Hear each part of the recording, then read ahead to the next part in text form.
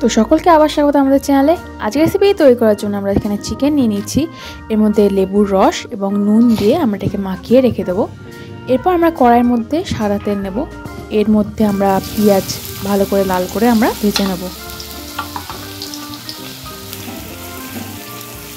তো এরকম কালার হয়ে গেলে এরপর আমরা এর মধ্যে নুন দেব। নুন দিয়ে আবার আমরা ভালো করে এটাকে কষিয়ে নেব। এরপর আমরা এর মধ্যে দেবো আদা রসুনের পেস্ট দিয়ে আবার ভালো করে আমরা এটাকে কষিয়ে নেব। এরপর আমাদের যে চিকেনটা ছিল চিকেনটা আমরা এর মধ্যে দিয়ে দেবো, দিয়ে আবার ভালো করে আমরা এটাকে কষিয়ে নেব।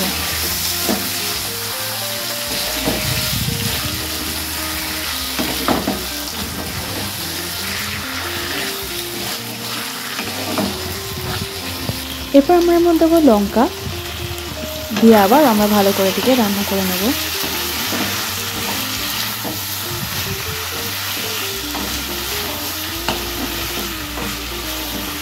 এরপর আমরা এর মধ্যে দেবো হলুদ, দিয়ে আবার আমরা ভালো করে হলুদের গুঁড়োর সাথে মিশিয়ে নেব।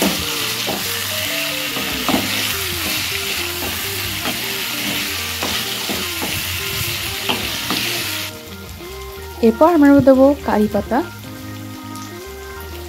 দিয়ে ভালো করে আমরা আবার এটিকে কষিয়ে নেব।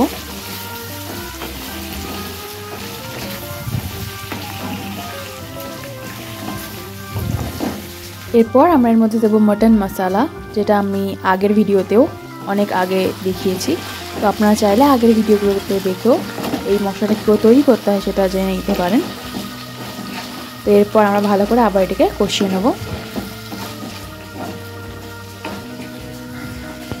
এরপর আমরা এর মধ্যে দেবো লাল লঙ্কার গুঁড়ো, দিয়ে আবার আমরা ভালো করে এটিকে কষিয়ে নেব।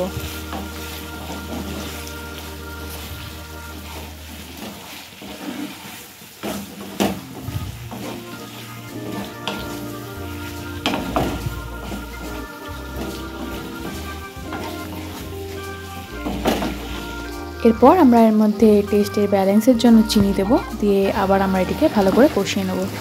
তো দেখতেই পাচ্ছেন যে রান্নাটা পুরোপুরি কষানোর উপরে ডিপেন্ড করছে। যত কষানো হবে রান্নায় তত টেস্ট বাড়বে।